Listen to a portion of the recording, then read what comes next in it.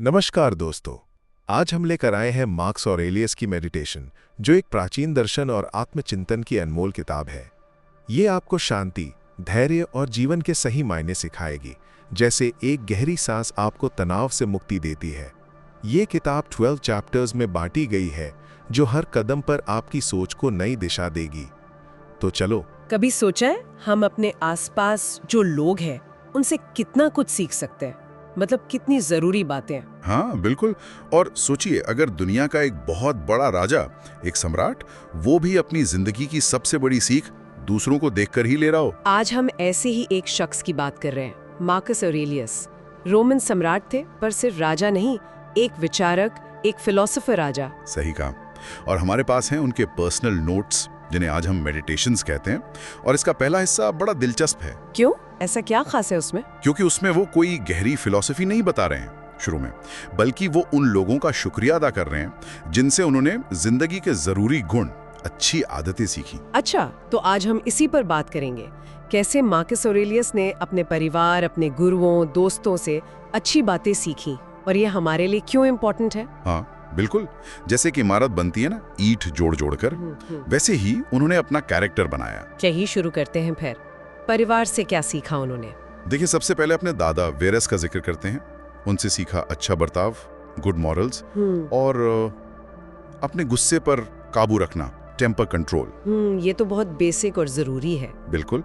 फिर पिता की आदत थी, शायद वो जल्दी गुजर गए थे, उनसे सीखी मॉडेस्टी, मतलब शालीनता, और एक मजबूत चरित्र, जिसे वो मैनली कैरेक्टर कहते हैं, ठहराव। और माँ का क्या असर रहा? माँ का असर बहुत गहरा था।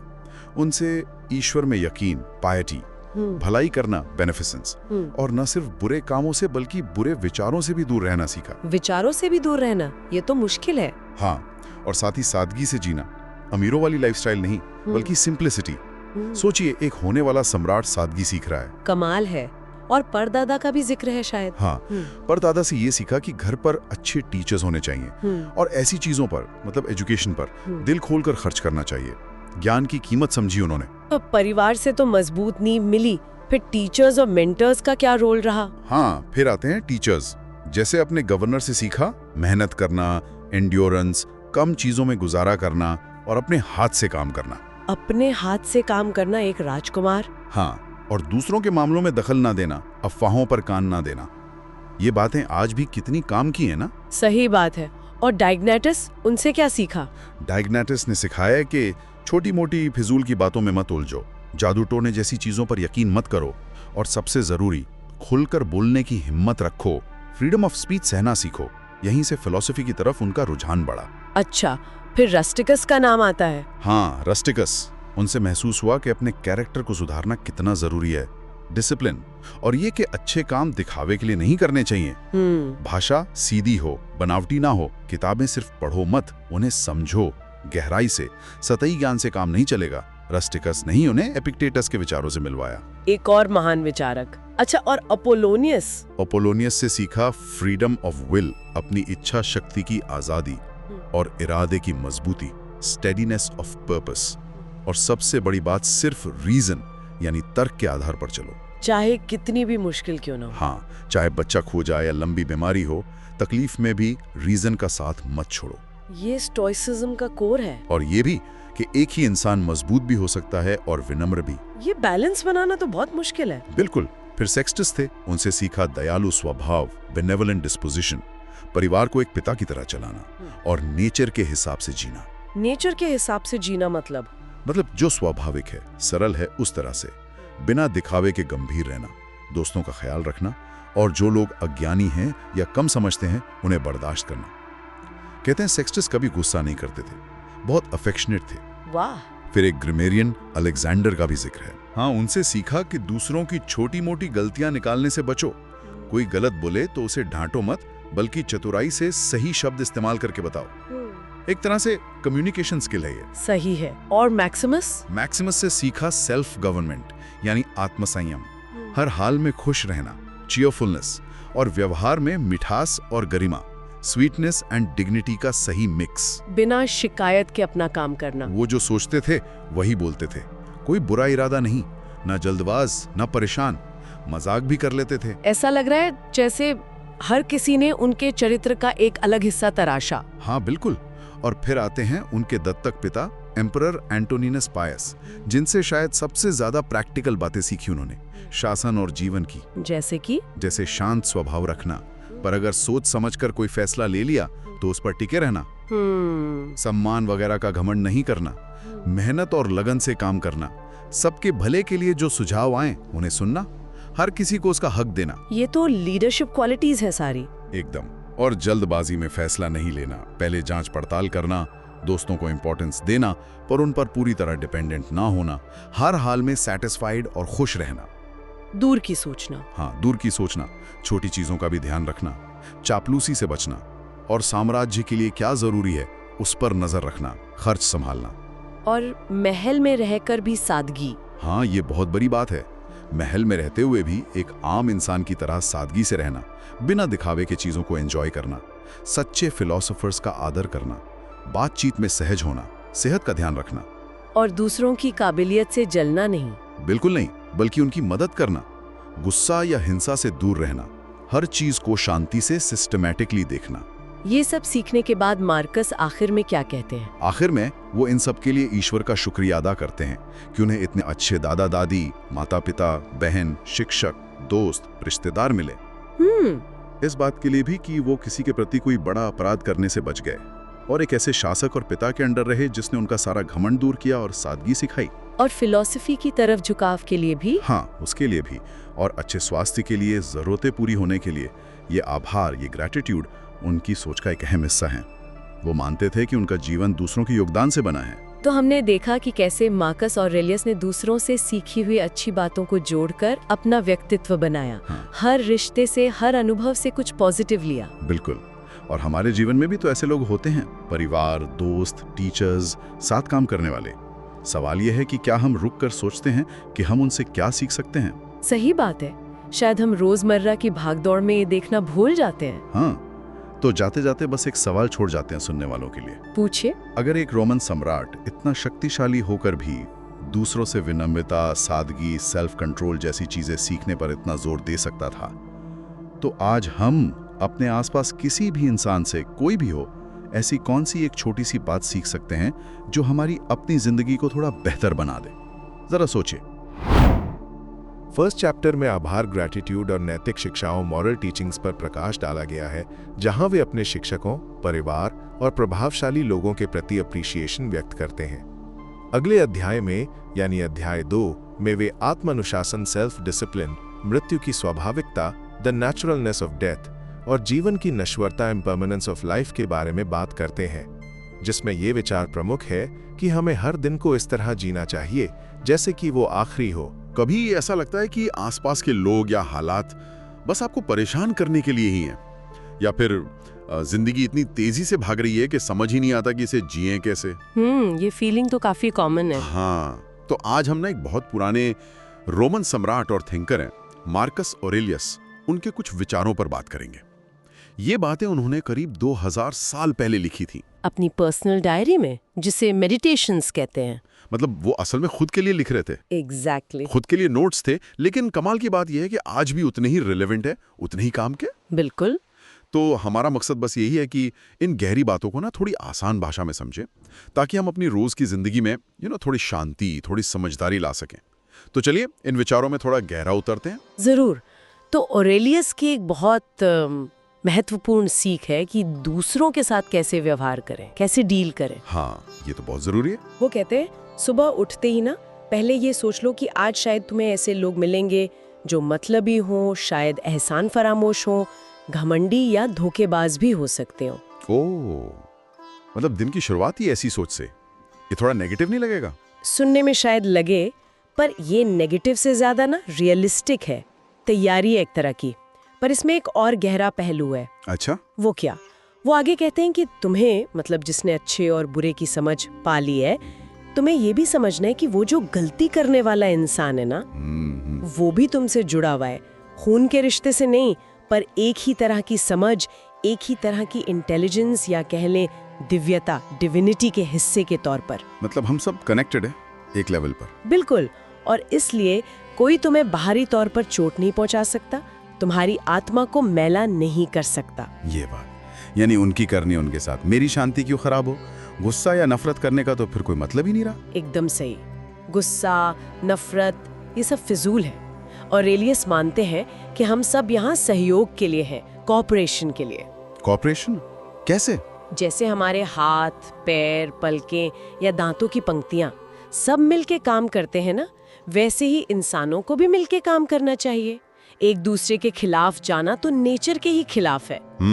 ये अच्छा उदाहरण है। जैसे मान लीजिए ऑफिस में कोई सहकर्मी है, वो मदद नहीं कर रहा, तो गुस्सा करने के बजाय ये सोचें कि शायद उसकी अपनी कोई परेशानी होगी। बिल्कुल, आपका काम है अपना व्यवहार सही रखना, उनकी वजह से अपनी शांति भंग नहीं होने देना। सही बात है। ये तो हुई बाहर की दुनिया, पर अपने अंदर झांकने के बारे में, अपने मन को साधने के बारे में ऑरेलियस क्या कहते हैं? हाँ, ये उनका एक और कोर आइडिया है। वो सवाल पूछते हैं, मैं असल में हूँ क्या? थोड़ा सा शरीर है, फ्लैश, थोड़ी सांस है, ब्रेथ, और सबसे जरूरी है वो सोचने समझने वाला हिस्सा, जिसे वो रूलिंग पार्ट कहते हैं, हमारा मन, हमारा विवेक। रूलिंग पार्ट, मन? हाँ। और वो कहते हैं कि बाहरी चीजों से ध्यान हटाओ, मतलब बहुत ज्यादा किताबों के पीछे भागना या सिर्फ शरीर की चिंता करना, ये सब उतना जरूरी नहीं। क्यों? शरीर तो जरूरी है ना। शरीर तो क्या है, खून, हड्डियां, नसें, एक दिन खत्म हो जाएगा। सांस भी हवा है, आती जाती रहती है।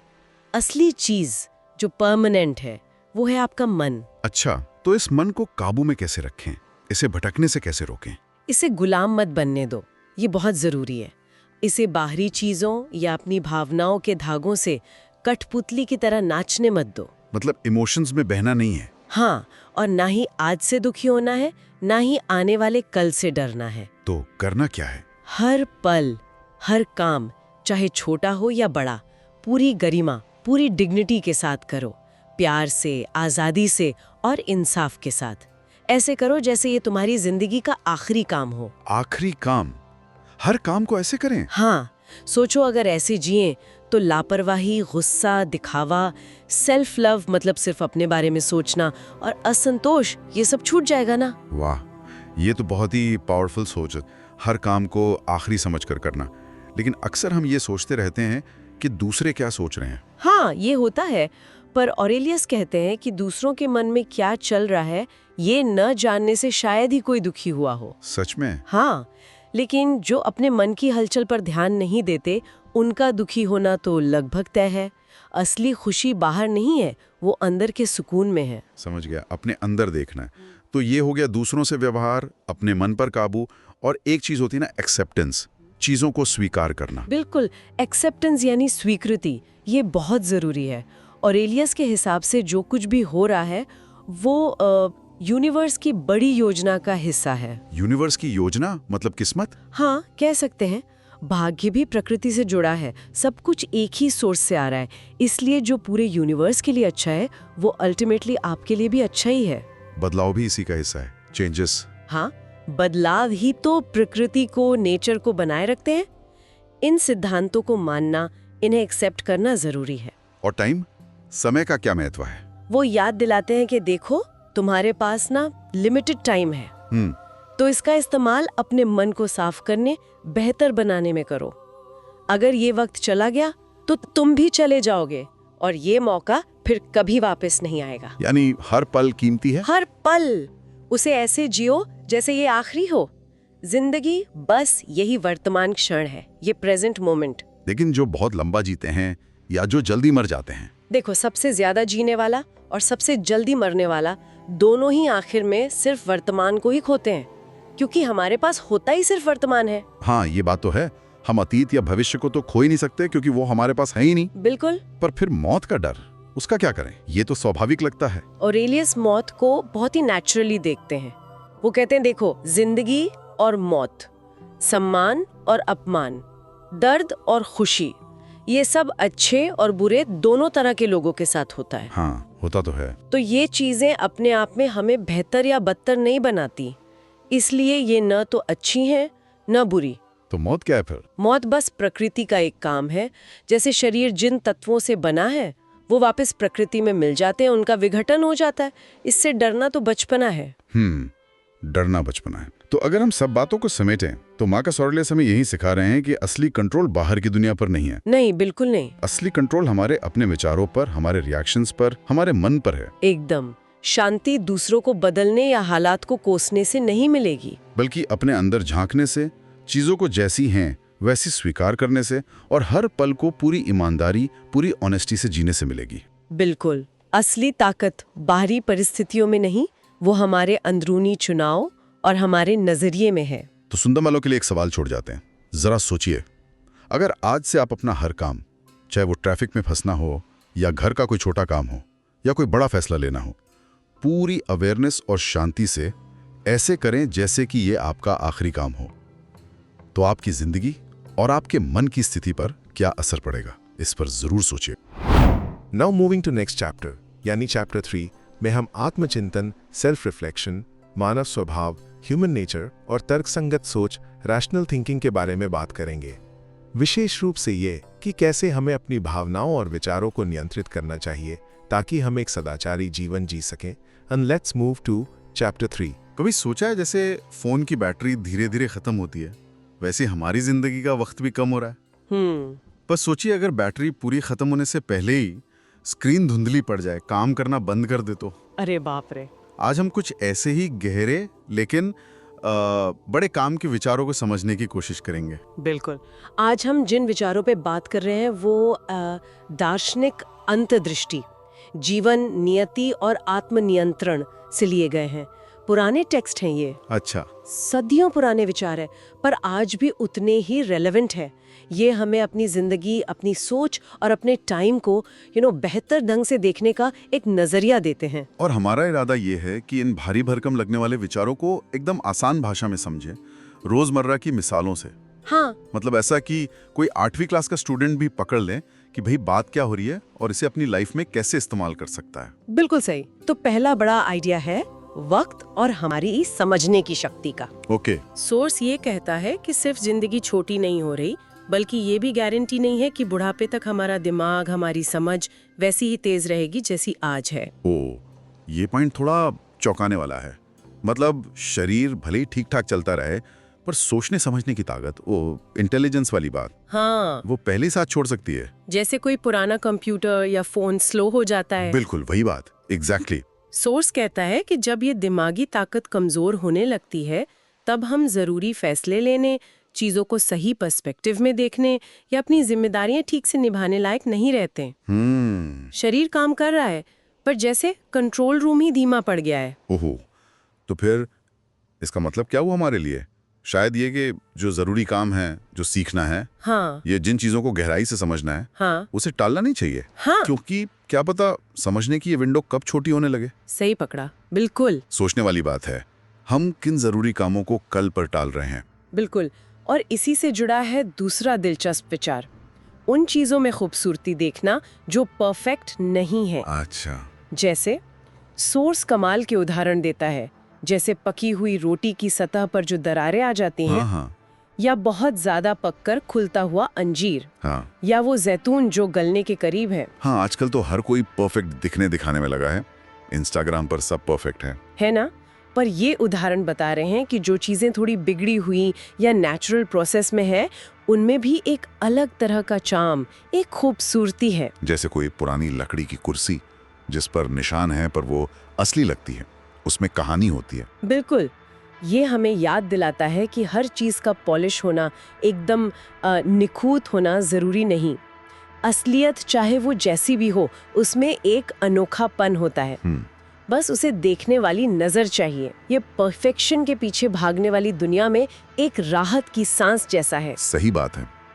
अच्छा, अब तीसरा आइडिया कि अपना ध्यान दूसरों पर नहीं, खुद पर रखो। हाँ, ये भी बड़ा इंपॉर्टेंट है। सोर्स कहता है कि अपनी बची हुई जिंदगी ये सोचने में बर्बाद मत करो कि दूसरे लोग क्या कर रहे हैं, क्यों कर रहे हैं, क्या सोच रहे हैं, जब तक कि उसका कोई साझा हित यानी कॉमन यूटिलिटी ना हो। ये सुनने में थोड़ा स्वार्थी लग सकता है ना? हाँ, मुझे भी लगा था। पर इसका मतलब शायद ये है कि अपनी एनर्जी फिजूल की गॉसिप या दूसरों से कंपैरिजन में मत लगाओ। अच्छा। जैसे क्लास में अपना पेपर लिखने के बजाय ये देखना कि बगल वाला क्या कर रहा है, इसमें अपना ही नुकसान है। लेकिन ये कॉमन यूटिलिटी वाली बात थोड़ी और साफ करेंगे। मतलब कब दूसरों के बारे में सोचना ठीक है? अच्छा सवाल है। हाँ। कॉमन यूटिलिटी का मतलब है जब आपका ध्यान किसी क्या कहते हैं सामूहिक भलाई या आपकी सीधी जिम्मेदारी से जुड़ा हो। ओके। जैसे अपनी टीम के साथ मिलके कोई प्रोजेक्ट पूरा करना या अपने परिवार की जरूरत का ख्याल रखना, ये ठीक है। लेकिन बिना वजह किसी के पर्सनल लाइफ में तांग झांक करना या अंदाजे लगाना, ये एनर्जी ड्रेन है। मेन फोकस अपने विचारों, अपने कामों और अपनी नैतिकता पर होना चाहिए। समझ गया। अब आते हैं अंदरूनी गुणों पर। सोर्स कहता है कि जिंदगी में जस्टिस यानी न्याय, ट्रूथ यानी सच्चाई, टेम्परेंस यानी संयम और फॉर्टिट्यूड यानी साहस, इन जैसी अंदरूनी खूबियों से बढ़कर कुछ नहीं।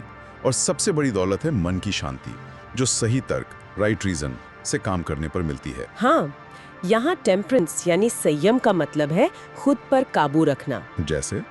जैसे आज के जमाने में बिना सोचे ऑनलाइन शॉपिंग करने से खुद को रोकना, ये घंटों तक बेवजह स्क्रीन स्क्रॉल करने से बचना, ये सब संयम है। अच्छा, और राइट रीजन? राइट रीजन मतलब लॉजिक और अपनी वैल्यूज के आधार पर फैसले लेना, न कि सिर्फ भावनाओं या भीड़ के दबाव में आकर। सोच समझ कर काम करना। लेकिन दुनिया तो बाहरी चीजों के पीछे भागती है, तारीफ, पैसा, पावर।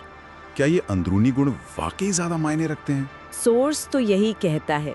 देखिए, बाहरी चीजें आती जाती हैं, उनसे मिलने वाली खुशी टेम्पररी होती है। हाँ। लेकिन ये अंदरूनी गुण, सच्चाई, हिम्मत, संयम, ये आपकी अपनी कमाई है। ये मुश्किल वक्त में भी साथ देती है। असली सैटिस्फैक्शन इन्हीं से मिलता है।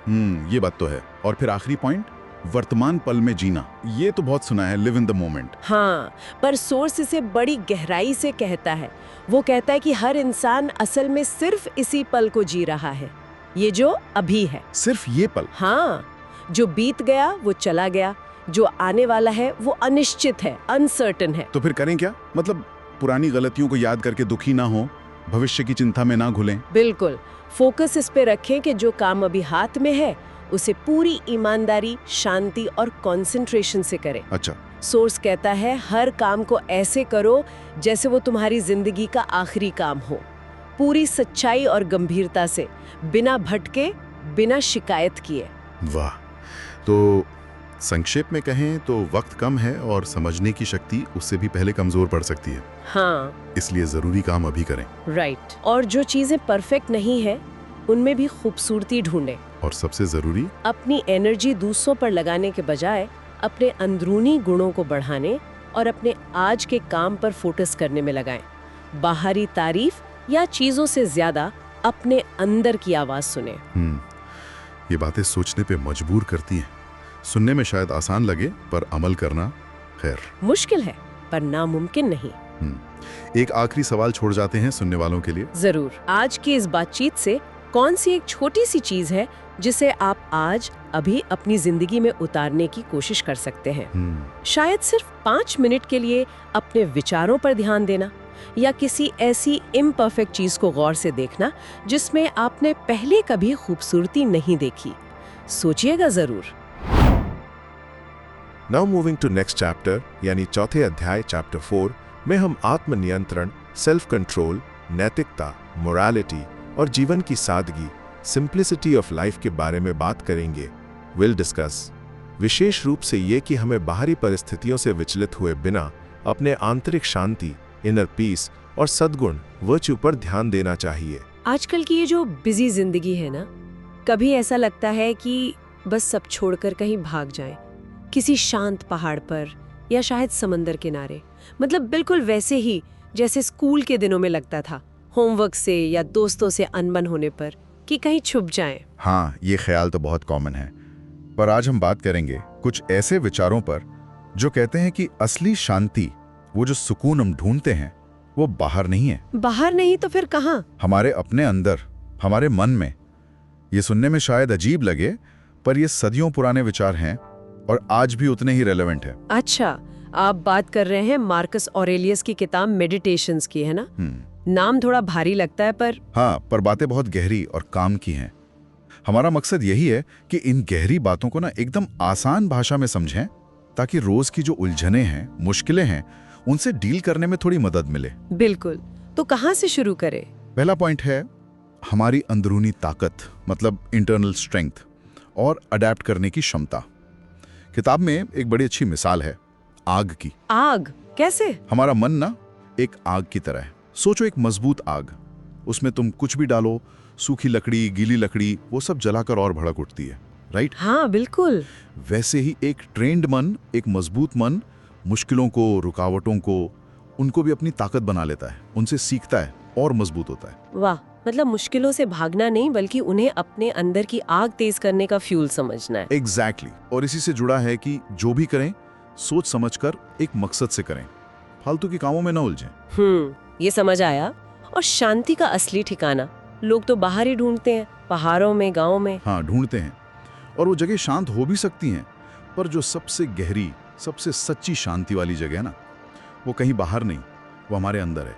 हमारा अपना मन, हमारी आत्मा। अपना मन?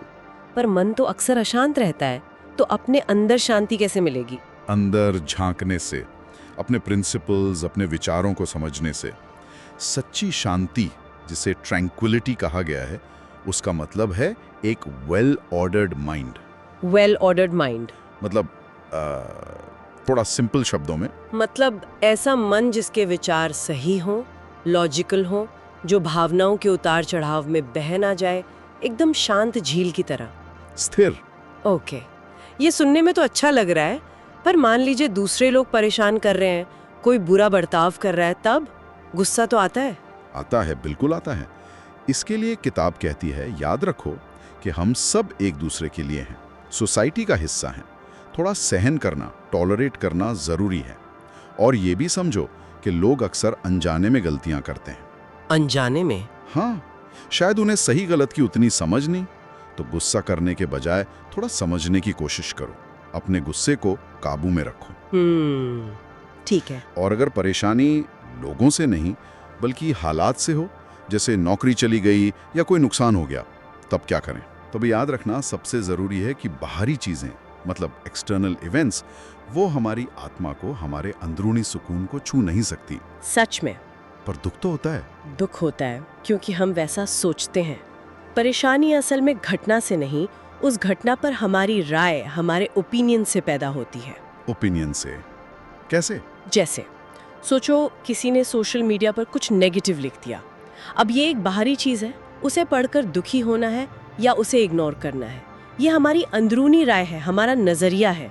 अगर हम ये सोच बदल दें कि मुझे चोट पहुंची है, तो चोट का एहसास भी चला जाएगा। अच्छा, मतलब कंट्रोल अपने हाथ में है। हाँ, ये तो काफी पावरफुल सोच है। बिल्कुल। और इसी तरह ये जो नाम कमाने की, फेम पाने की इच्छा होती है, हाँ, आजकल तो बहुत है। किताब इसे भी एक भटकाव मानती है। सोचो सब कुछ कितनी जल्दी भुला दिया जाता है। आज जो तारीफ कर रहे हैं, कल वो कहाँ होंगे, हम कहाँ होंगे। असली कीमत चीज के अंदर होती है, उसे बाहर की तालियों की जरूरत नहीं। सही बात है। सब कुछ बदलता रहता है, जैसे मौसम। बिल्कुल। और यही अगला पॉइंट है, चेंज इज लाइफ। ये पूरी दुनिया, ये यूनिवर्स लगातार बदल रहा है, और हमारी जिंदगी कैसी है ये बहुत हद तक हमारी सोच पर निर्भर करता है। बदलाव को एक्सेप्ट करना जरूरी है। एक्सेप्ट करना, और इसे समझने के लिए अपनी रीजन, अपनी समझ का इस्तेमाल करना चाहिए। हाँ, रीजन मतलब सोचने समझने की शक्ति, तर्क करने की क्षमता, हम सबके पास है ये। इसका इस्तेमाल करके सही गलत में फर्क करना, और सिर्फ अपने लिए नहीं बल्कि सोशल रीजन, मतलब वो काम करना जो सबके लिए अच्छा हो। दूसरों की गलतियों पर ध्यान देने के बजाय अपने काम पर फोकस करना। हाँ, अपने इरादे नेक रखो, अपने काम सही रखो, और जरूरी कामों पर ध्यान दो। फालतू की चीजों और विचारों से बचो, इससे भी बहुत सुकून मिलता है। ये सब सुनने में तो बहुत अच्छा है, पर रोज की लाइफ में याद रखना थोड़ा मुश्किल लगता है। लगता है, बिल्कुल। इसीलिए प्रैक्टिस जरूरी है। सिर्फ जानना काफी नहीं, और इसमें एक और चीज मदद करती है। वो क्या? जीवन की क्षणभंगुरता। मतलब ये याद रखना कि लाइफ इज शॉर्ट, और मृत्यु, मौत एक नेचुरल प्रोसेस है। जैसे जन्म, इससे डर की तरह नहीं, सच्चाई की तरह देखो। बड़े बड़े राजा, योद्धा, दार्शनिक सब आए और चले गए। हमेशा की यादें जैसी कोई चीज नहीं होती। ये जानने से डरना नहीं बल्कि प्रेरणा लेनी है कि जो वक्त मिला है उसे अच्छे से जिए, अच्छे काम करें। तो इन सब बातों के बाद खुशी को देखने का नजरिया कैसे बदले अगर कुछ बुरा हो जाए तो? तब ये मत सोचो कि मेरे साथ ये हुआ इसलिए मैं दुखी हूं, बल्कि ये सोचो, हाँ, मेरे साथ ये मुश्किल आई, पर देखो मैं शांत हूँ, इसने मुझे तोड़ा नहीं, मैं भविष्य से डर नहीं रहा हूँ। यही मेरी खुशकिस्मती है, माई गुड फॉर्चून। मुश्किलों को हिम्मत से सहना ही अच्छी किस्मत है। बिल्कुल, यही असली ताकत है। कमाल है। तो अगर हम आज की चर्चा को समेटें तो असली शांति और ताकत बाहर नहीं, अंदर है। अपनी सोच को सही दिशा देने में, बदलाव को स्वीकारने में, अपनी समझ का इस्तेमाल करने में। बिल्कुल सही कहा। और बाहरी चीजों को अपने मन पर हावी ना होने देने में, मन को साधना, उसे ट्रेन करना, ये एक कला है। तो इस गहरी बातचीत के आखिर में एक सवाल हम सबके सोचने के लिए छोड़ जाते हैं। अगली बार जब कोई चीज आपको परेशान करे तो एक पल रुकिए और खुद से पूछिए, क्या ये चीज वाकई में इतनी बुरी है, या ये सिर्फ जिंदगी के बदलाव का एक हिस्सा है जिसे मैं अपनी सोच से, अपनी राय से बुरा बना रही हूँ या बना रहा हूँ। Moving to next chapter, that is chapter 5 में हम कर्तव्य, ड्यूटी, दैनिक जीवन में अनुशासन, डिसिप्लिन इन डेली लाइफ और ब्रह्मांड के साथ सामंजस्य, हार्मनी विद द यूनिवर्स के बारे में बात करेंगे। विशेष रूप से ये कि हमें अपने कार्यों को प्रकृति के नियमों और अपने नैतिक उद्देश्य के अनुसार करना चाहिए। And let's move to chapter 5। कभी ऐसा होता है कि सुबह उठने का मन ही नहीं करता एकदम? हाँ बिल्कुल होता है। लगता है कि बस बिस्तर में पड़े रहें, कुछ करने का दिल ही नहीं है। हाँ, तो आज हम ना इसी फीलिंग से जुड़ी कुछ गहरी लेकिन बहुत सीधी सादी बातें समझेंगे। अच्छा, किस तरह की बातें? ये बातें मतलब हमें अंदर से मजबूत बनाने में मदद कर सकती हैं, ऐसा कहते हैं। ओके, दिलचस्प लग रहा है। हाँ, तो आज हम कुछ बहुत पुराने मगर आज भी उतने ही रेलेवेंट विचारों को थोड़ा खंगाल रहे हैं। अच्छा, पुराने विचार कहाँ से? ये एक पुरानी किताब से लिए गए हैं। नाम इम्पोर्टेंट नहीं है, पर वो जिंदगी जीने के तरीके पर रोशनी डालती है। और हमारा मकसद क्या है? मकसद बस इतना है कि इन गहरी बातों को इतने आसान शब्दों में समझें कि हम सब इन्हें अपनी रोज की जिंदगी में उतार सकें आसानी से। बिल्कुल। तो शुरू करें? हाँ। कहाँ से शुरू कर रहे हैं? हाँ, तो चलिए शुरू करते हैं इस सोच के साथ कि जब कुछ करने का मन ना करे या जिंदगी मुश्किल लगे तो क्या करें। ये तो बहुत कॉमन प्रॉब्लम है वैसे, है ना? तो सबसे पहली चीज जो मदद कर सकती है वो है अपने हिस्से के काम को पहचानना। हाँ, और उसे करना। अपने हिस्से का काम मतलब? जरा सोचिए, जैसे मधुमक्खी है, हाँ। वो शहद बनाती है, चींटी है, वो दाना जमा करती है। उनका एक तय काम है। हाँ, उनका एक नेचर है, एक पर्पस है। एग्जैक्टली। वैसे ही इंसान होने के नाते हमारा भी एक जरूरी काम है। मतलब हम यहाँ सिर्फ आराम करने या मजे लेने के लिए थोड़ी हैं। सही बात है। जैसे एक स्टूडेंट का काम पढ़ाई करना है। हाँ, यही डॉक्टर का काम है मरीजों को देखना, एक आर्टिस्ट का काम है अपनी कला को निखारना। तो सवाल यह है, क्या हम वो काम कर रहे हैं जिसके लिए हम बने हैं? क्या हम अपने नेचर के हिसाब से जी रहे हैं? और अपने काम को पहचानना और उसे पूरी लगन से करना, बिल्कुल, यही हमारा असली स्वभाव है। बिल्कुल। और मजे की बात यह है कि असली खुशी, वो जो सेटिस्फैक्शन है, वो बाहरी तारीफों में नहीं है। अच्छा। हाँ, वो उसी काम को करने में मिलती है, चाहे वो कितना भी छोटा क्यों ना लगे। मतलब फोकस काम पर होना चाहिए, रिजल्ट पर या तारीफ पर नहीं। एग्जैक्टली। सोचिए, क्या कोई अपना काम उतनी लगन से करता है जितनी लगन से कोई डांसर नाचता है या कोई पेंटर अपनी पेंटिंग में खो जाता है? ये सोचने वाली बात है। लेकिन जब हम अपने काम पर फोकस करते हैं तो एक और चीज आती है मन में। क्या? वो लोग क्या कहेंगे वाली बात। कोई तारीफ करेगा, कोई बुराई करेगा। हाँ, ये तो होता ही है। यहीं पर दूसरी सीख काम आती है, दूसरों की बातों से परे जाना, मतलब उनकी ज्यादा परवाह ना करना। कैसे? मतलब अगर कोई बुराई कर रहा है तो? अगर कोई काम या बात आपको सही लगती है, आपकी अंदर की आवाज कहती है कि ये ठीक है, तो उसे करें। ओके। इस बात की ज्यादा चिंता ना करें कि दूसरे लोग क्या सोचेंगे या आपकी पीठ पीछे क्या बोलेंगे। जैसे अगर लगता है सच बोलना सही है तो बोल दो, चाहे किसी को बुरा लगे। हाँ बिल्कुल। अपनी अंदर की आवाज, अपनी विवेक मतलब कॉन्शियंस और कुदरत के नियमों पर ध्यान देना ज्यादा जरूरी है। लोगों की सोच तो बदलती रहती है, आज कुछ है कल कुछ और होगी, उस पे कितना ध्यान देंगे। सही बात है। ये तो हुआ कि हमें क्या करना चाहिए, पर जिंदगी में सब कुछ हमेशा हमारे हिसाब से नहीं होता है ना। बिल्कुल नहीं होता। कभी एग्जाम में नंबर कम आ गए, हाँ, या खेल में हार गए, कोई प्लान फेल हो गया। यही तीसरी बात समझने की है, जो होता है उसे स्वीकार करना। एक्सेप्टेंस। एक्सेप्टेंस मतलब हार मान लेना? नहीं, हार मानना नहीं, बल्कि शांति से स्वीकार करना। जीवन में अच्छी बुरी घटनाएं होती रहती हैं। इन्हें शांति से स्वीकार करना सीखना चाहिए, जैसे हम डॉक्टर की दी हुई कड़वी दवा पी लेते हैं अपनी सेहत के लिए। अच्छा उदाहरण है। हाँ, तो इन घटनाओं को जीवन का हिस्सा समझकर स्वीकार करें और आगे बढ़ें। बेवजह परेशान होना, शिकायत करना या मेरे साथ ही ऐसा क्यों हुआ सोचना, ये बहुत होता है। ये खुद को और इस पूरी कायनात, यूनिवर्स के तालमेल को बिगाड़ने जैसा है। असली शांति शिकायत करने में नहीं, बल्कि चीजों को जैसी हैं वैसी स्वीकार करने में है। जरा सोचिए, क्या छोटी छोटी अनचाही बातों से हमारा पूरा दिन खराब हो जाता है? हाँ, अक्सर हो जाता है। तो इस पैटर्न को तोड़ने का एक तरीका यही स्वीकार भाव, एक्सेप्टेंस है। सही है। अच्छा, कई बार हमें लगता है कि हमारे पास ये नहीं है, वो नहीं है। हाँ, या हम उतने स्मार्ट नहीं है जितना कोई और है, अपनी कमियों पर फोकस करने लगते हैं। एग्जैक्टली।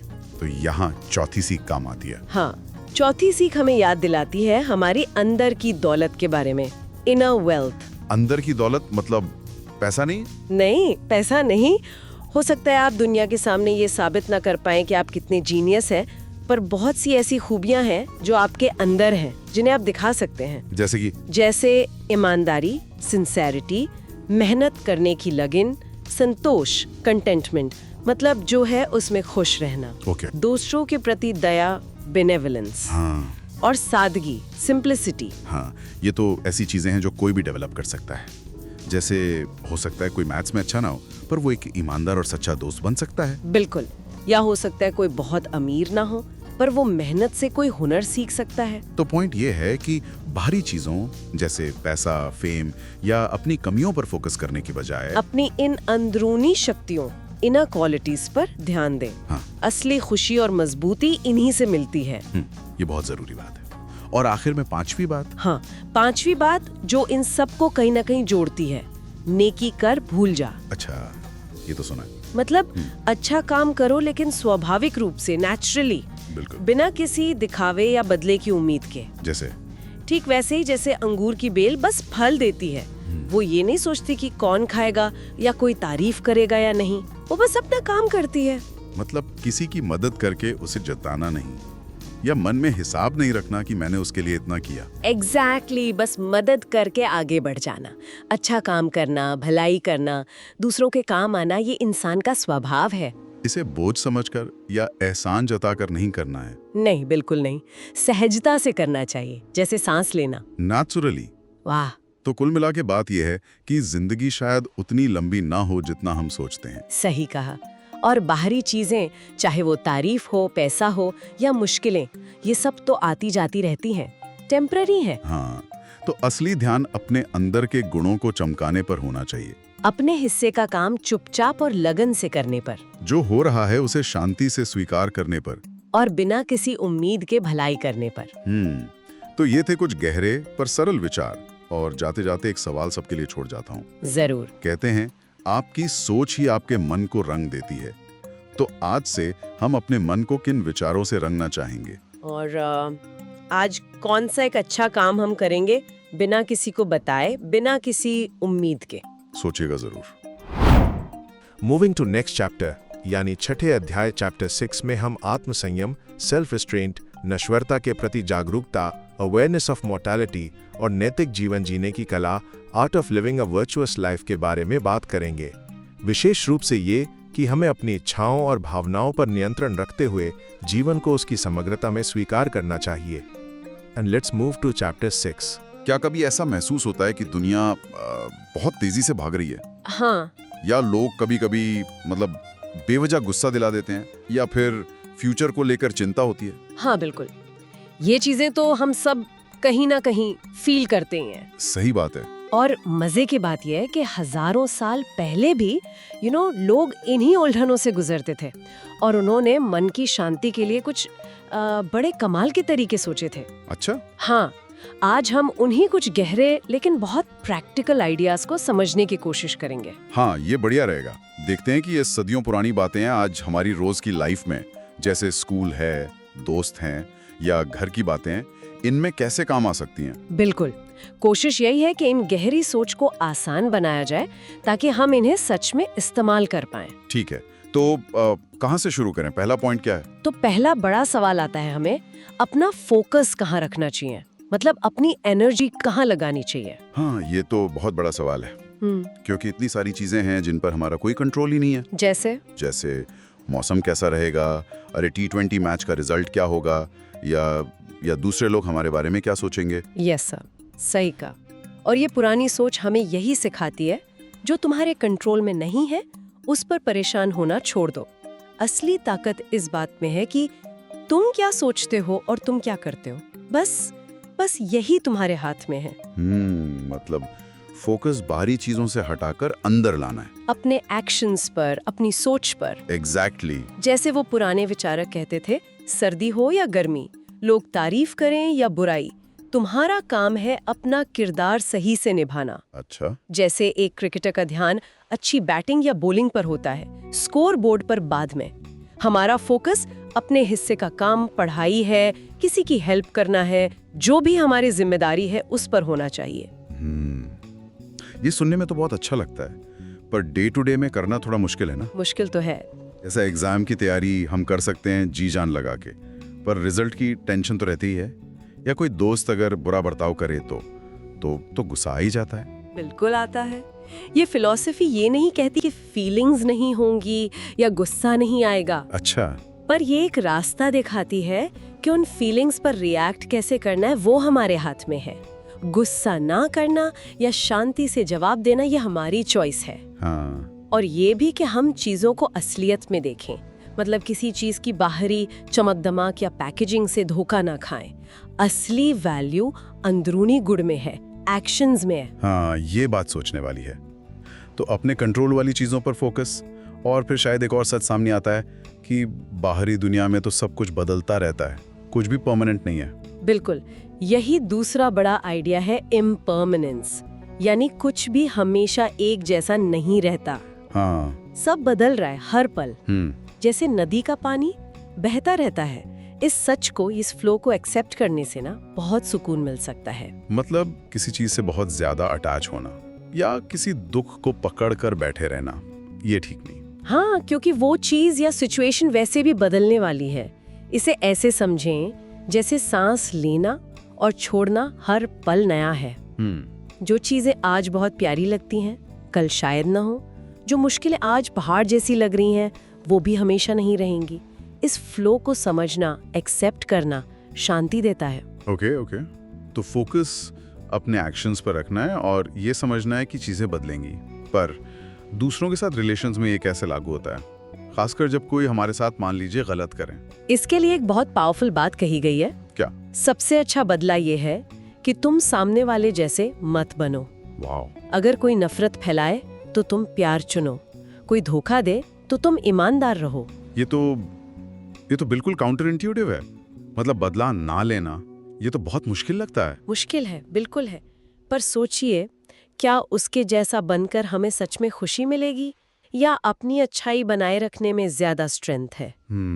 ये विचार सिखाते हैं कि दूसरों की छोटी मोटी गलतियों को माफ करना सीखो। जैसे जिम में एक्सरसाइज करते हुए किसी से अनजाने में धक्का लग जाए तो हम लड़ने थोड़ी लगते हैं, बस थोड़ा सावधान हो जाते हैं। हाँ, सही बात है। तो फिर असली खुशी कहाँ है? अगर महंगी चीजों में नहीं, दूसरों के अप्रूवल में नहीं, तो कहाँ? इन विचारों के अनुसार असली सेटिस्फैक्शन एक अच्छा, समझदार और हेल्पफुल इंसान बनने में है। अच्छा। अपनी आत्मा, अपनी वैल्यूज को इम्पोर्टेंस देना, न कि सिर्फ बाहरी दिखावे को। जैसे अच्छे ग्रेड्स लाकर या किसी की मदद करके जो सेटिस्फैक्शन मिलता है, वो शायद किसी नए महंगे गैजेट से ज्यादा गहरा होता है ना? हाँ, वो फीलिंग अलग होती है। तो ये सारे आइडियाज, क्या ये इस बात से भी जुड़ते हैं कि हम सब एक दूसरे से जुड़े हुए हैं? हाँ, बिल्कुल। इंटरकनेक्टेडनेस, ये चौथा बड़ा विचार है। हम सब जाने अनजाने इस दुनिया को चलाने में अपना अपना हिस्सा डाल रहे हैं। सब लोग? हाँ, जैसे एक बड़ी मशीन के अलग अलग पार्ट्स होते हैं ना, कोई छोटा कोई बड़ा, सबका अपना काम। सूरज, बारिश, इंसान, जानवर सब मिलकर काम कर रहे हैं। यहाँ तक कि वो लोग भी जो मुश्किलें खड़ी करते हैं या जो हर वक्त कंप्लेन करते रहते हैं। उन विचारों के मुताबिक हाँ, वो भी उस बड़े सिस्टम का हिस्सा है किसी न किसी तरह। जरूरी ये समझना है कि इस पूरी बड़ी स्कीम ऑफ थिंग में हमारा रोल क्या है, हमारा पुर्जा कौन सा है और उसे हमें सही ढंग से चलाना है, अपना काम ठीक से करना है। तो कुल मिला के अगर समराइज करें तो बात यह है कि असली शांति और स्ट्रेंथ कहीं बाहर नहीं है, वो हमारे अंदर ही है। बिल्कुल। और ये इस पर डिपेंड करता है कि हम बाहरी इवेंट्स पर रिएक्ट कैसे करते हैं और अपने थॉट्स और एक्शंस पर कितना ध्यान देते हैं। एकदम सही। और आज के लिए बस एक सवाल छोड़ जाते हैं सबकी सोचने के लिए। बताइए। अगली बार जब कोई बात परेशान करे, कोई सिचुएशन मुश्किल लगे, तो एक पल रुककर खुद से पूछिए, क्या ये मेरे कंट्रोल में है?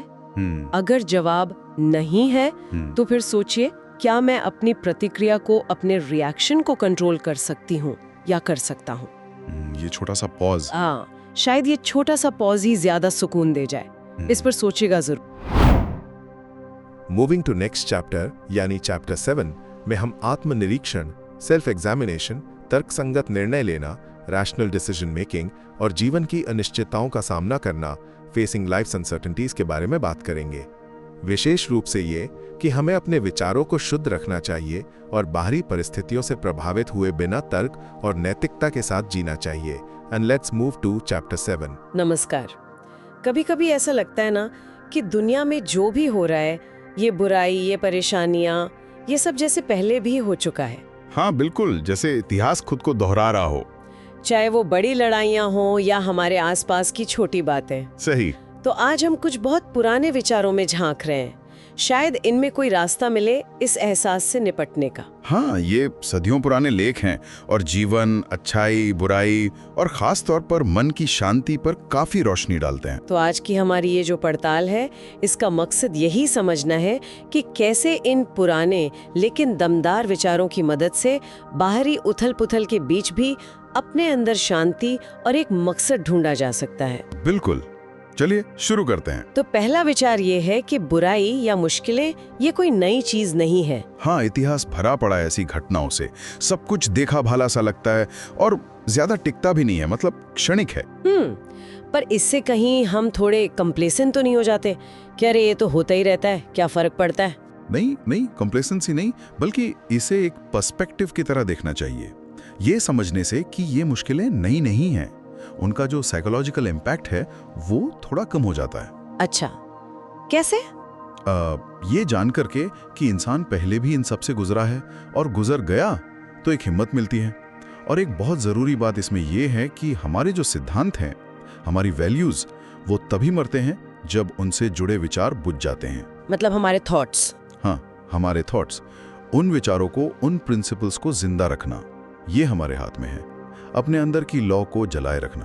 तो मतलब फोकस बाहर की चीजों पर नहीं, बल्कि अपने अंदर के विचारों पर रखना है। एग्जैक्टली। बाहरी चीजों से क्यों परेशान होना, वो हमारे मन से, हमारे माइंड से अलग हैं। लेकिन ये कहना आसान है ना, जब चारों तरफ इतना कुछ चल रहा हो। मुश्किल है, बिल्कुल मुश्किल है। इसीलिए ये सोच याद दिलाती है, अपने विचारों को सही रखें, चीजों को देखने का नजरिया बदलें। यही वापसी का रास्ता है, अपने जीवन को फिर से देखने का एक नया तरीका। और फिर ये जिंदगी के तमाशे वाली बात भी है। इन लेखों में कहा गया है कि ये सब दौड़ धूप, कठपुतलियों के खेल जैसा है। हाँ, और इसके बीच शांत रहना समझना जरूरी है कि इंसान की कीमत उसके कामों से है, जिनसे वो खुद को जोड़ता है। तो यहाँ अंडरस्टैंडिंग का रोल आता है। बिल्कुल। क्या मेरी समझ, मेरी अंडरस्टैंडिंग इस काम के लिए काफी है? हाँ। अगर हाँ, तो उसे इस्तेमाल करें। और लक्ष्य हमेशा समाज के लिए, कम्युनिटी के लिए कुछ अच्छा, कुछ उपयोगी करना होना चाहिए। और अगर समझ काफी ना हो तो रास्ता छोड़ दें किसी और के लिए जो बेहतर कर सके, या मदद लें, इसमें कोई शर्म नहीं। जैसे वो घायल सैनिक वाली मिसाल दी है, जिसे दीवार पर चढ़ने के लिए सहारे की जरूरत होती है। हाँ, वही। अपना कर्तव्य पूरा करना जरूरी है, चाहे मदद लेकर ही क्यों ना हो। ठीक है। और भविष्य की चिंता, उसका क्या? आजकल तो ये बहुत है। उसका जवाब सीधा है, भविष्य की चिंता न करें। जब वो आएगा तब भी आपके पास वही तर्क, वही रीजन होगा जो आज है, उससे निपटने के लिए। मतलब प्रेजेंट में रहें। हाँ, और ये भी समझें कि सब चीजें एक दूसरे से जुड़ी हुई हैं। एक ही यूनिवर्स का हिस्सा है हम सब। एक ही ईश्वर, एक ही नियम, एक ही सत्य। कुछ ऐसा ही, सब इंटरकनेक्टेड है। और बदलाव तो प्रकृति का नियम है, उससे डरना नहीं चाहिए। क्यों डरें? क्या बिना लकड़ी बदले, मतलब जले, गर्म पानी मिलेगा? या बिना भोजन बदले, पचे, पोषण मिलेगा? बदलाव तो जरूरी है हमारे लिए भी और कुदरत के लिए भी। ये बात सोचने वाली है। और ये जुड़ाव वाली बात ये दूसरों के साथ हमारे व्यवहार पर भी तो लागू होती होगी। हाँ बिल्कुल। इसमें एक थोड़ी मुश्किल बात कही गई है कि उन लोगों से भी प्यार करना इंसान की खासियत है जो गलत करते हैं। ये थोड़ा मुश्किल लगता है। मुश्किल है, मैं मानता हूँ, पर यहाँ सोच यह है कि अक्सर लोग अनजाने में, इग्नोरेंस में या बिना सोचे समझे गलत करते हैं। तो हमें क्या करना चाहिए? कोशिश करें समझने की कि उन्होंने किस अच्छे या बुरे विचार के तहत ऐसा किया। जब आप ये समझेंगे तो शायद गुस्सा कम आएगा और दया ज्यादा, तरस आएगा। और उन्हें माफ करना। हाँ, उन्हें माफ करना एक तरह से अपना कर्तव्य समझें। याद रखें, उन्होंने आपके मन को, आपकी इनर पीस को तब तक कोई नुकसान नहीं पहुंचाया है जब तक आप खुद ऐसा ना सोचें। तो फिर से बात घूम फिर कर मन की शांति और वर्तमान पर आ गए। बिल्कुल, अपने अंदर झांकें। रिटायर इनटू दाईसेल्फ जैसा कहा गया है। अच्छाई का सोता अंदर ही है। हाँ, बस उसे खोदने की, तलाशने की जरूरत है। कल्पनाओं को मिटा दें, मतलब ख्याली पुलाव पकाना बंद करें। कठपुतली के धागे खींचना बंद करें, इसका क्या मतलब है? मतलब बाहरी चीजों को जरूरत से ज्यादा कंट्रोल करने की कोशिश छोड़ें। बस वर्तमान पर, इस पल पर ध्यान दें। समझें कि आपके साथ या दूसरों के साथ क्या हो रहा है। और जो भी हो, मुझे अच्छा ही रहना है। जैसे सोने आप पन्ने का उदाहरण दिया है, वो अपना रंग नहीं बदलते। एग्जैक्टली। सोना हमेशा सोना ही रहेगा, पन्ना हमेशा पन्ना। वैसे ही हमें अपनी अच्छाई बनाए रखनी है। हमारा मन, हमारी जो रूलिंग फैकल्टी है, वो खुद को परेशान नहीं करती जब तक हम उसे करने न दें। हाँ, अगर कोई और डराए या दर्द दे तो वो उसके शरीर या हालात तक सीमित है। मन अगर चाहे तो अपने आप को इन बाहरी घटनाओं से चोटिल नहीं होने देगा।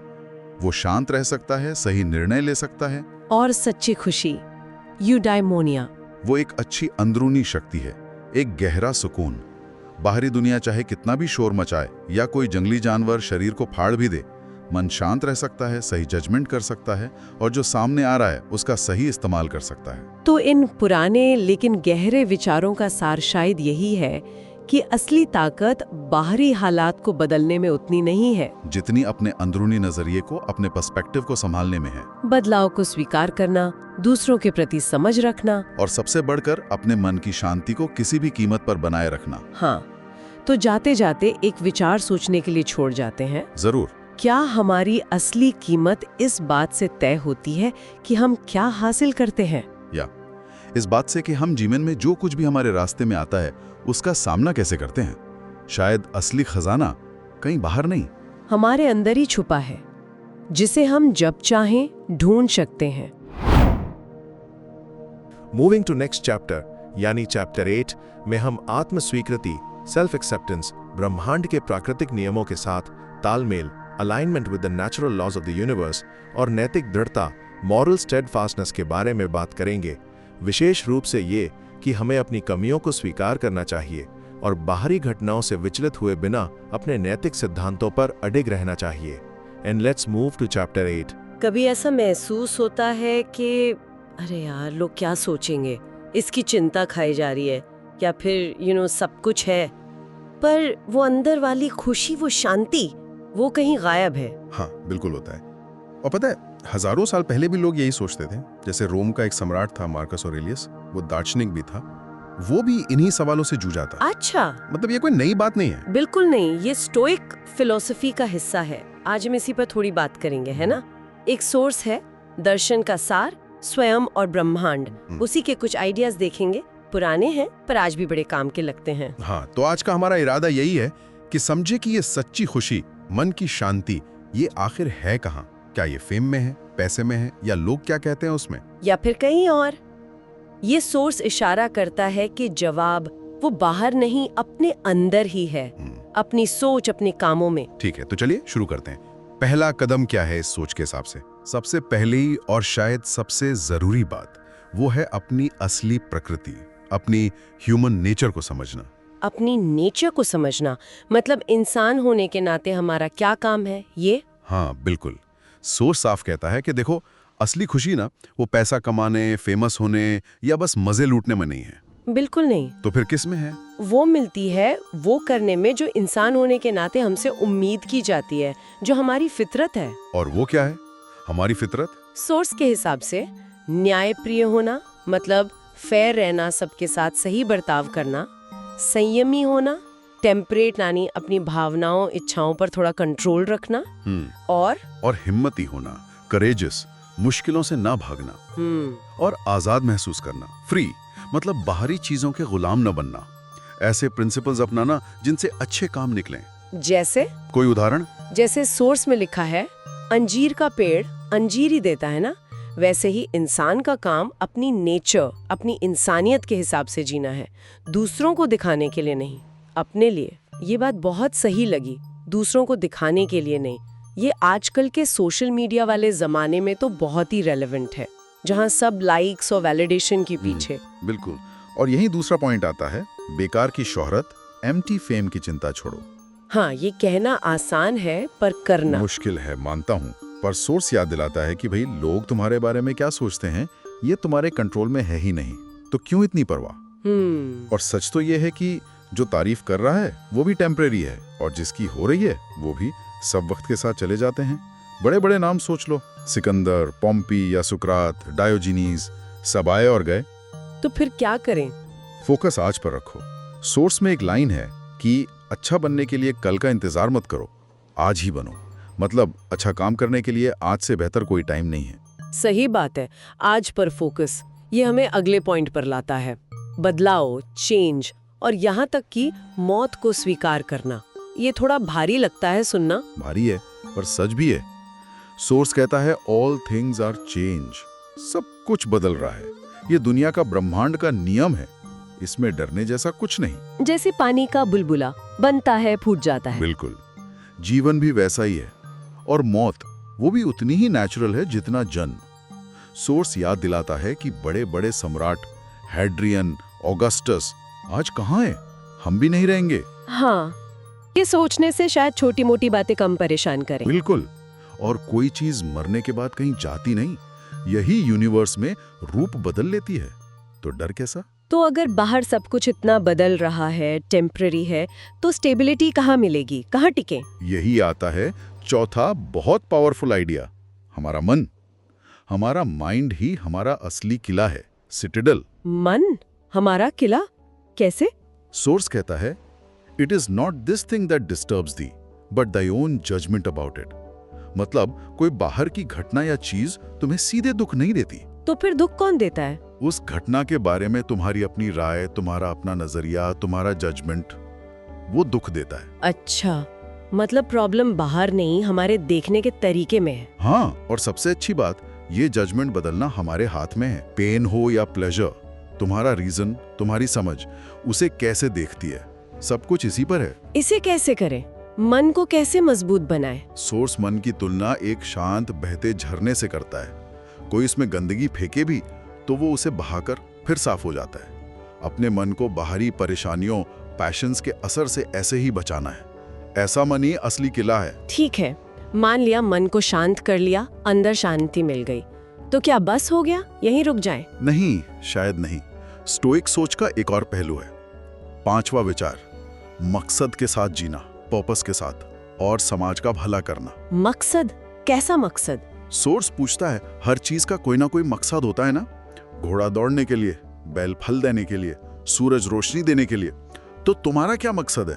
सिर्फ मजे करना, प्लेजर नहीं। तो क्या है इंसान का मकसद?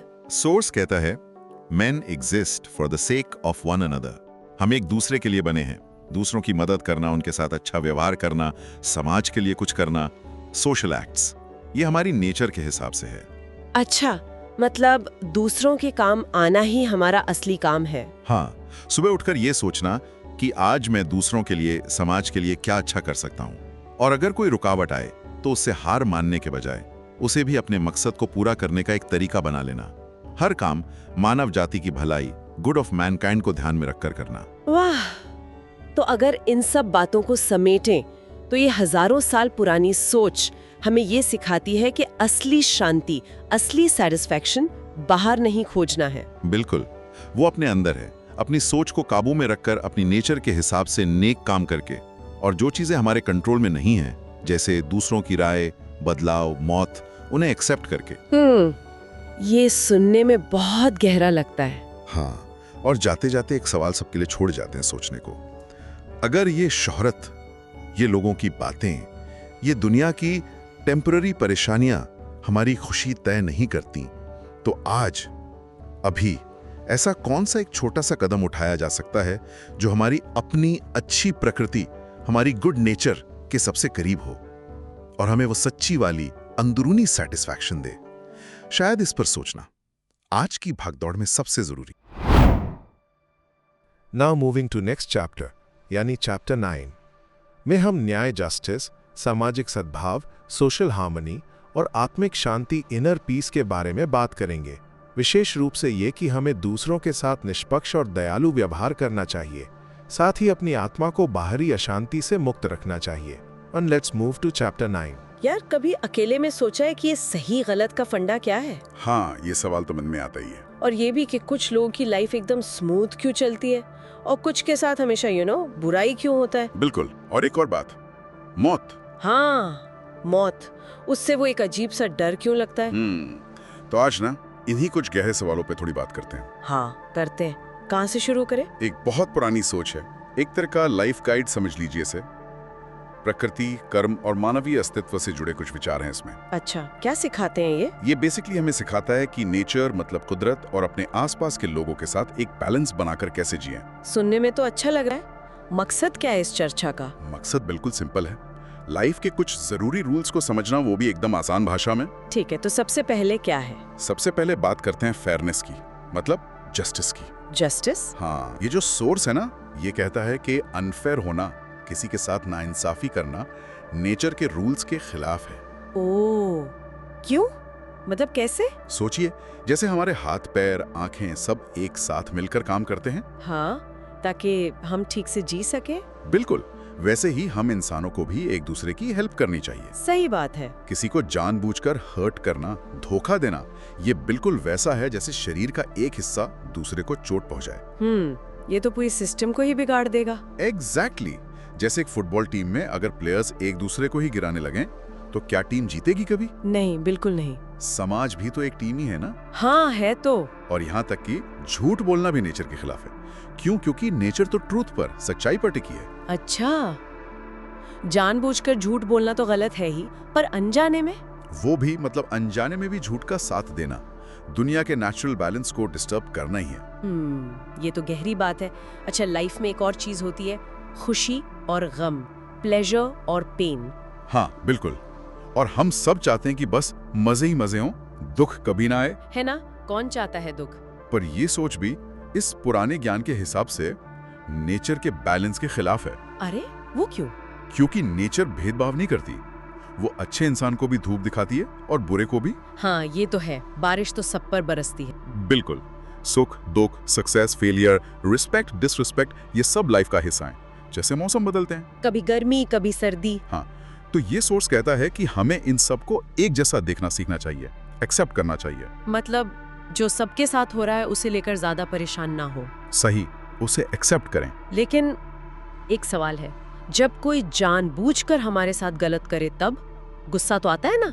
हाँ, आता है, बिल्कुल आता है। गुस्सा आना नेचुरल है, पर यह ज्ञान कहता है कि जो गलत कर रहा है वो असल में सबसे ज्यादा नुकसान अपना ही कर रहा है। अपना? कैसे? वो अपनी अच्छाई खो रहा है, अपनी आत्मा को मैला कर रहा है, ऐसा समझे।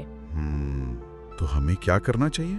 अगर हम उसे प्यार से, शांति से समझा सकते हैं तो जरूर समझाएं। और अगर वो समझने को तैयार ही ना हो, बहुत लोग होते हैं ऐसे, तो हमें पेशेंस रखना होगा, सहनशील बनना होगा। सहनशील मुश्किल है ये। मुश्किल है पर जरूरी है। मानना होगा कि दुनिया में हर तरह के लोग हैं, कुछ सेल्फ सेंटर्ड, कुछ धोखेबाज। दूसरों की नेगेटिविटी या उनकी बातों से अपना मूड खराब करने के बजाय ये सोचे कि शायद उन्हें खुद ही नहीं पता कि सही क्या है। अच्छा, जैसे आंख का काम देखना है, उसे देखने के बदले कुछ मिलता नहीं, वैसे ही हमारा काम अच्छाई करना है बिना ये सोचे कि बदले में क्या मिलेगा। मतलब goodness is its own reward. बिल्कुल। ठीक है। और अब वो टॉपिक जिससे सब बचते हैं, मौत, डेथ। हाँ, डेथ।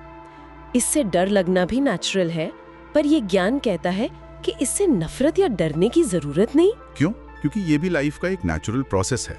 बिल्कुल। बचपन, जवानी और बुढ़ापे की तरह। एक साइकिल है। हाँ, एक साइकिल है। जैसे फल पककर पेड़ से गिर जाता है, वैसे ही लाइफ का साइकिल पूरा होता है। इसे नेचर का एक काम समझकर शांति से एक्सेप्ट करना सीखना चाहिए। शांति से एक्सेप्ट करना।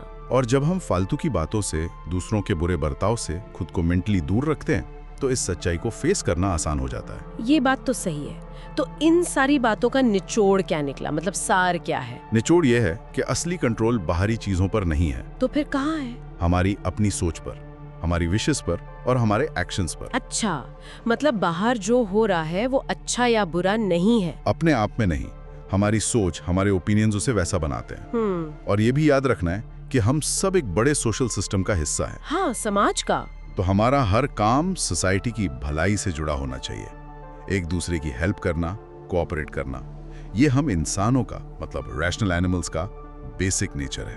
तो संक्षेप में कहें तो? संक्षेप में, फेयरनेस से जियो, सच बोलो, लाइफ के उतार चढ़ाव को, pleasure pain, life death accept करो, अपने थॉट्स और एक्शंस पर ध्यान दो और सोसाइटी के लिए अच्छा करो। यही बैलेंस लाइफ जीने का तरीका है। बिल्कुल। बहुत इंटरेस्टिंग बातें हैं ये।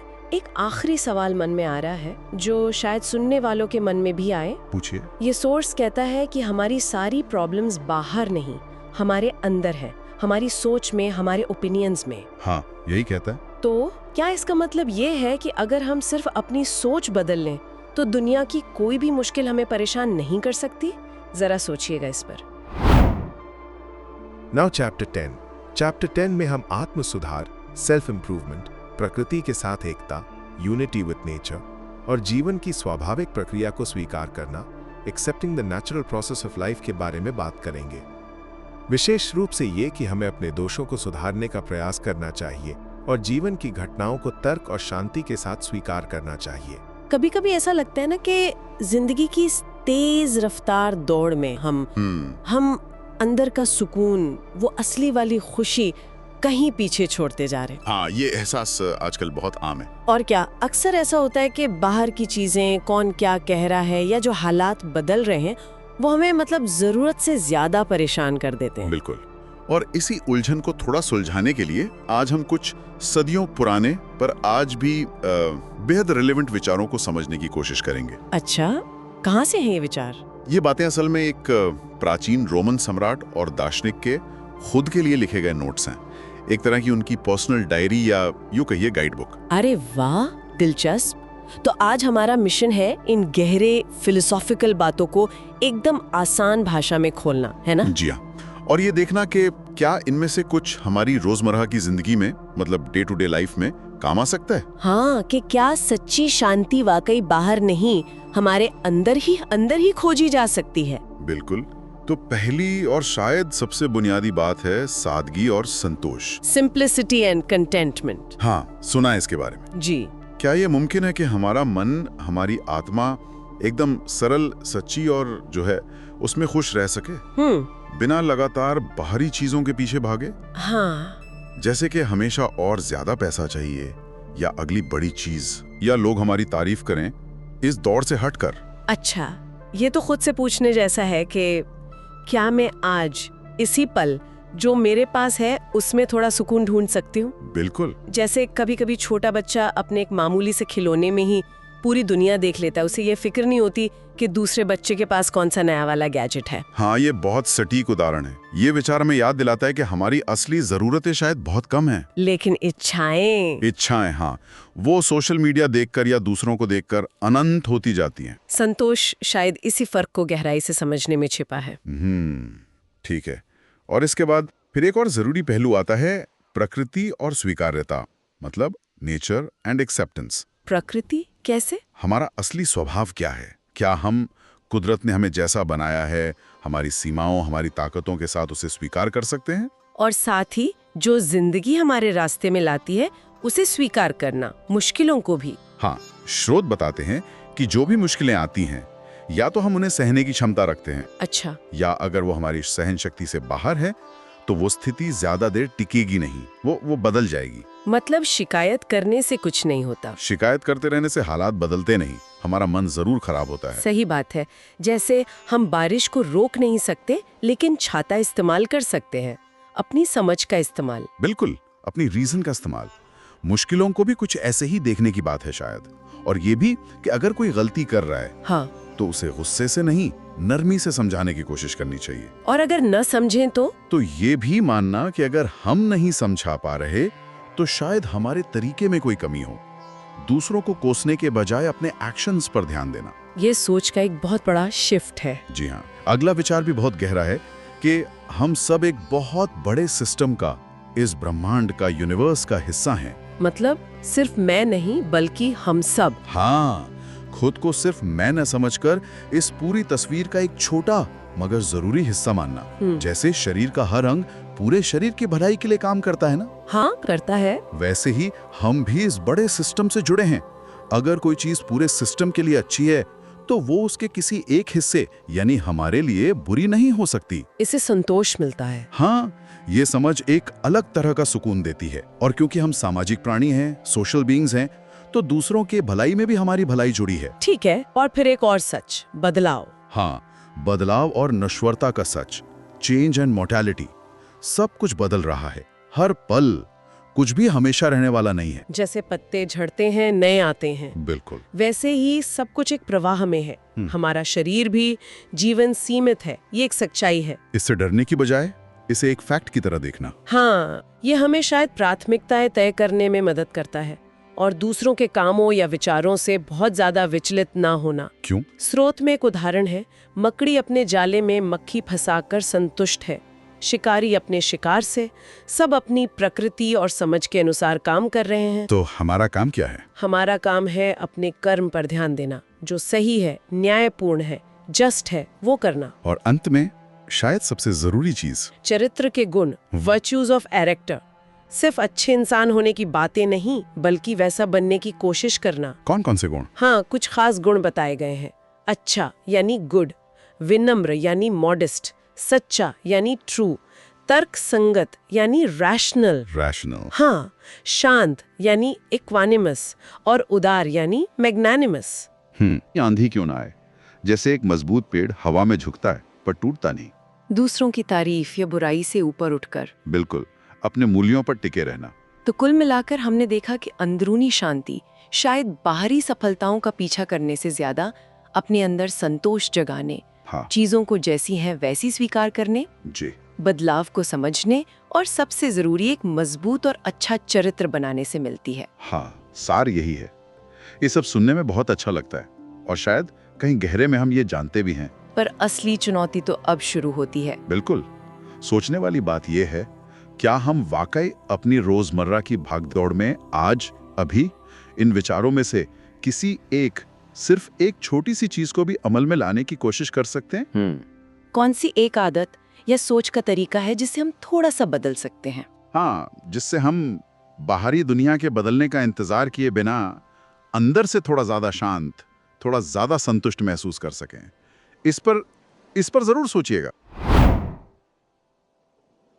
Now chapter 11। चैप्टर 11 में हम मानव संबंधों, ह्यूमन रिलेशनशिप्स, सहानुभूति, एम्पैथी और तर्कसंगत आत्मनियंत्रण, रैशनल सेल्फ कंट्रोल के बारे में बात करेंगे। विशेष रूप से ये कि हमें दूसरों के साथ धैर्य और समझदारी से व्यवहार करना चाहिए और अपने मन को तर्क के अधीन रखना चाहिए। Keep listening. कभी ऐसा लगा है कि काश खुद को थोड़ा और बेहतर समझ पाते? हाँ बिल्कुल। या जब कोई हमारे साथ कुछ गलत कर दे तो वो जो गुस्सा आता है या दुख होता है, उससे कैसे डील करें? ये सवाल तो आते ही होंगे मन में। बिल्कुल आते हैं, और आज हम इन्हीं कुछ सवालों के जवाब ढूंढने की कोशिश करेंगे। एक बहुत पुरानी किताब है मेडिटेशंस, आपने शायद सुना हो। हाँ, सुना है, मार्कस ऑरेलियस की। हाँ वही। उसे हम बुद्धिमान आत्मा और सदाचार का मार्ग भी कह सकते हैं। ये किताब ना आज भी बहुत रेलेवेंट है। अच्छा, तो आज का हमारा मिशन क्या है इसके साथ? मिशन है इस पुराने ज्ञान के खजाने से कुछ खास बातें निकालना और उन्हें समझना एकदम आसान भाषा में। जैसे हमारी ये जो सोचने समझने की शक्ति है, जिसे स्टोइक्स रैशनल सोल कहते थे, वो आखिर है क्या? हम सब एक दूसरे से कैसे जुड़े हुए हैं, और सबसे जरूरी अपनी सोच को, अपने नजरिए को कैसे कंट्रोल में रखें ताकि हम शांत रह सकें। ये तो सुनने में बहुत दिलचस्प लग रहा है, और खासकर ये रैशनल सोल वाली बात, अपनी आत्मा को जानना। ये क्या है असल में, कैसे काम करती है? सोचिए, ये हमारे अंदर का एक आईना है, एक शीशा। ये खुद को देख सकती है। खुद को? हाँ, खुद को परख सकती है, अपना विश्लेषण कर सकती है और ये तय कर सकती है कि उसे कैसा बनना है।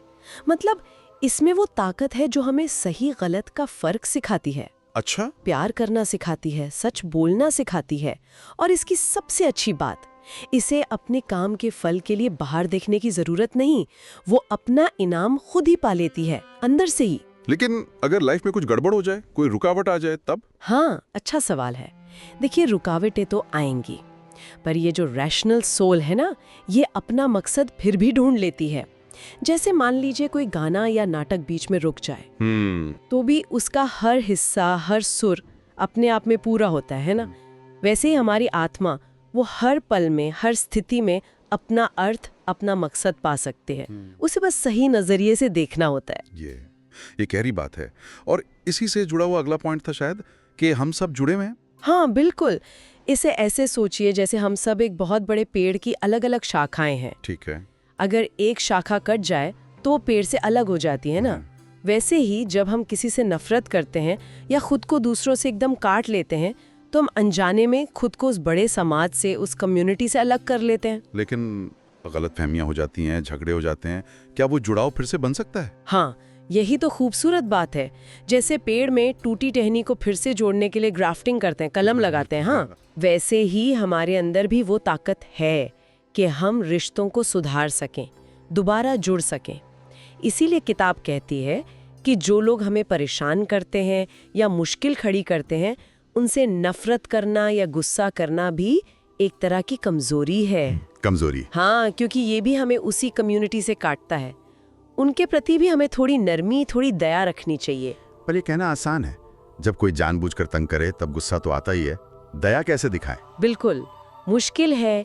और यहीं पर वो तीसरा और शायद सबसे अहम पॉइंट आता है, अपनी सोच पर, अपने जजमेंट्स पर काबू रखना। जजमेंट्स मतलब राय? हाँ, हमारी राय, हमारा नजरिया। देखिए, असली परेशानी बाहर की चीजों से उतनी नहीं होती जितनी उन चीजों के बारे में हमारी अपनी सोच, हमारी अपनी राय से होती है। एक मिनट, मतलब अगर कोई मेरा अपमान करे तो वो दर्द मेरी राय की वजह से? ये कैसे? अपमान करना उसका काम है, हो सकता है ये उसकी फितरत हो। हमें ये देखना है कि हम खुद कुछ गलत ना करें। वो जो दर्द या गुस्सा हमें महसूस होता है ना, वो अक्सर हमारी इस सोच से आता है कि मेरे साथ ऐसा क्यों हुआ, या ये तो बहुत बड़ी बेइज्जती है। अगर हम इस अंदरूनी सोच को, इस जजमेंट को बदल दें, तो बाहरी घटना का असर कम हो जाता है। मतलब रिएक्शन बदलना? बिल्कुल। हमारी आत्मा एक शांत गोले की तरह, एक स्फीयर की तरह रह सकती है। बाहर से थपेड़े लगेंगे पर अंदर शांति बनी रहेगी। ये तो प्रैक्टिस करने वाली बात लगती है, अपनी सोच को साधना। हाँ बिल्कुल। और इसी से जुड़ा है चौथा पॉइंट, अच्छा होना ही असली कला है, the art of being good. ये सुनने में थोड़ा छोटा सा लगता है, पर शायद गहरा है। बहुत गहरा है। जिंदगी की असली कला क्या है, असली मास्टरी? बस एक अच्छा इंसान बनना। अच्छा इंसान बनना? हाँ, जब हम दूसरों के भले के लिए कुछ करते हैं, समाज के हित में, मतलब कॉमन इंटरेस्ट में कुछ करते हैं, तो उसका सबसे बड़ा इनाम वो काम खुद बन जाता है। मतलब बारी तारीफ या वैलिडेशन की जरूरत नहीं? बिल्कुल नहीं। वो जो अंदर से संतुष्टि मिलती है, वही काफी है। स्टोइक्स मानते थे कि दूसरों की मदद करना, न्याय करना, ये सब हमारे इंसानी स्वभाव का हिस्सा है, और अपने स्वभाव के हिसाब से जीना, बस वही सबसे बड़ा सुख है। यही असली कला है। सही। और फिर वो आखिरी पॉइंट था, दूसरों की गलतियों से कैसे निपटें। ये तो बहुत प्रैक्टिकल सवाल है, रोज की चुनौती है। हाँ, रोज की। तो किताब कुछ तरीके बताती है। पहला, जब कोई गलती करे तो सोचें शायद उसने अनजाने में की हो या बिना सोचे समझे कर दी हो सकता है। दूसरा, ये याद रखें कि भाई हम खुद भी तो परफेक्ट नहीं है, हमसे भी तो गलतियां होती हैं, है ना? हाँ, ये तो है। तीसरा, और ये बहुत जरूरी है, अक्सर हमारा गुस्सा और हमारी चिढ़ उस गलती से कहीं ज्यादा हमें तकलीफ देते हैं। ये बात तो है, गुस्सा ज्यादा नुकसान करता है। बिल्कुल। और शांत रहना, दया दिखाना, ये सबसे बड़ी ताकत है। गुस्सा मर्दानगी नहीं है, नरमी और समझदारी असल ताकत है। तो क्या करें? सीधे बोल दें? हाँ, नरमी से, प्यार से उन्हें उनकी गलती बता सकते हैं। जैसे मधुमक्खियाँ या जो जानवर झुंड में रहते हैं, वो एक दूसरे को बेवजह नुकसान नहीं पहुंचाते। और एक बात और याद रखें, ये सोचना कि दुनिया में बुरे लोग होंगे ही नहीं, वो कभी गलत करेंगे ही नहीं, ये तो नादानी है। सही। पर हाँ, उन्हें दूसरों के साथ गलत करने देना और ये उम्मीद करना कि वो आपके साथ कभी गलत नहीं करेंगे, ये भी ठीक नहीं है। हमें अपनी समझ और बचाव रखना है, पर नफरत से नहीं। तो कुल मिला के ये किताब हमें सिखाती है कि खुद को समझो, सबसे जुड़ा हुआ महसूस करो, अपनी सोच को काबू में रखो और बस अच्छा काम करो बिना किसी फल की चिंता किए। यही है शांत और मीनिंगफुल लाइफ का रास्ता। बिल्कुल सही, यही सार है। और देखिए, ये बातें सदियों पुरानी हैं, पर आज भी कितनी रेलेवेंट लगती हैं, है ना? बहुत ज़्यादा। किताब में एक जगह ये भी कहा है कि ज़िंदगी का एक ही लक्ष्य होना चाहिए, जो पक्का हो, स्थिर हो और सबके हित में हो, कॉमन इंटरेस्ट में। हाँ, आज की दुनिया में जहां सबकी अपनी अपनी दौड़ है, वो एक साझा लक्ष्य, वो कॉमन इंटरेस्ट क्या हो सकता है जिस पर हम सब मिलकर काम कर सकें? ये एक बड़ा सवाल है। हाँ, सोचने पर मजबूर करता है ये प्राचीन ज्ञान आज भी। बिल्कुल, और शायद यही सोचने में ही पहला कदम छुपा हो। Coming next to chapter 12। Chapter 12 में हम आत्मचिंतन, सेल्फ रिफ्लेक्शन, जीवन की नश्वरता, मोर्टालिटी ऑफ लाइफ और नैतिक जीवन का सार, essence of a virtuous life के बारे में बात करेंगे। तो चलिए शुरू करते हैं। नमस्कार। कभी ऐसा होता है कि दिमाग ना वो भविष्य की चिंता में ही अटका रहता है। हाँ बिल्कुल, या फिर गुजरी हुई बातों के काश और अगर में खोए रहते हैं। हाँ, वही रोज की भागदौड़, डेडलाइंस, क्या होगा क्या नहीं होगा, उफ। तो मैं सोच रही थी, कैसा हो अगर इन उलझनों से निकलकर बस अभी इस पल में शांति से जीने का कोई तरीका मिल जाए।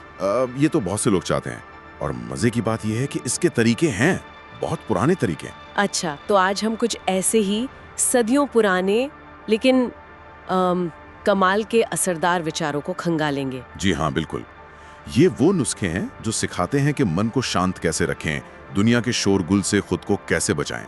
ओके, और ये विचार कहाँ से लिए गए हैं? ये बातें प्रकृति, न्याय और विवेक से जीवन नाम के टेक्स्ट के कुछ हिस्सों से ली गई हैं। आप समझ लीजिए कि ये एक बहुत पुराने समझदार इंसान के पर्सनल नोट्स जैसे हैं। अरे वाह, कि एक अच्छी और सुकून भरी लाइफ कैसे जिएं, उस पर नोट्स। हाँ बिल्कुल, तो चलिए शुरू करते हैं। हाँ जरूर। तो सबसे पहला आइडिया क्या है? सबसे पहला और शायद सबसे जरूरी, अपना पूरा ध्यान सिर्फ अभी पर ले आओ, द प्रेजेंट मोमेंट। अच्छा, मतलब वर्तमान पर फोकस करना। जी, सोच कर देखिए, हमारी ज्यादातर टेंशन या तो बीते कल की होती है, जिसे हम बदल नहीं सकते। बिल्कुल, या फिर आने वाले कल की जिसका हमें पता ही नहीं। सही बात है। तो ये सोच कहती है, छोड़ो कल की बातें, अभी जो सामने है उस पे फोकस करो। जो काम हाथ में है उसे पूरी ईमानदारी से, मतलब जस्टिस के साथ करो, और जो हालात हैं उन्हें शांति से, पायटी के साथ एक्सेप्ट करो, ये मानकर कि यही कुदरत का, नेचर का प्लान है। जैसे वो क्रिकेट वाला एग्जाम्पल आपने बताया था ना। हाँ बिल्कुल, जैसे बढ़िया बैट्समैन ये नहीं सोचता कि पिछली बॉल पर क्या हुआ या अगली कैसी आएगी, वो बस सामने से आ रही बॉल पर कंसंट्रेट करता है। एग्जैक्टली। बीता कल गया, आने वाला कल आया नहीं, सिर्फ ये पल ही रियल है, इसी में सब कुछ है। पर ये करना सुनने में आसान लगता है, लेकिन करें कैसे? मन तो भटकता है। हाँ, मन भटकता है। इसके लिए ये समझना होगा कि हम हैं क्या।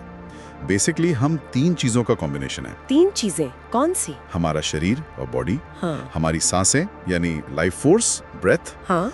और हमारी बुद्धि, हमारा दिमाग, द माइंड। बॉडी, ब्रेथ और माइंड, ठीक है। हाँ, अब देखिए, बॉडी और ब्रेथ जरूरी हैं, उनका ध्यान रखना है, पर जो असली कंट्रोलर है ना, वो माइंड है। हाँ, जो सोचता है, महसूस करता है, फैसले लेता है, वो है हमारा माइंड। ओके।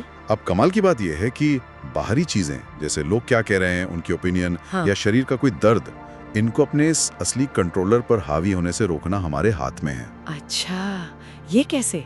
जैसे टीवी का रिमोट होता है ना, हाँ। बोरिंग चैनल आया तो फट से बदल दिया। हाँ। बिल्कुल वैसे ही अपने मन का रिमोट अपने पास रखो, बाहर की आवाजों को अंदर का सुकून खराब ना करने दें। कहते हैं ना, ऊपर वाला भी मन की सच्चाई देखता है, दुनिया की ओपिनियंस नहीं। ये बात तो बहुत गहरी है, मतलब कंट्रोल हमारे अंदर है। बिल्कुल, और यही एक मजेदार बात आती है, एक पैराडॉक्स। क्या? हम सब खुद से तो बहुत प्यार करते हैं, राइट? हाँ, करते तो है। लेकिन मजे की बात देखिए, हम अपनी नजर में क्या हैं, इससे ज्यादा इस बात की टेंशन लेते हैं कि दूसरे हमारे बारे में क्या सोचते हैं, उनकी ओपिनियन क्या है। अरे हाँ, ये तो बिल्कुल सही कहा। हम दूसरों की वैलिडेशन बहुत चाहते हैं, है ना?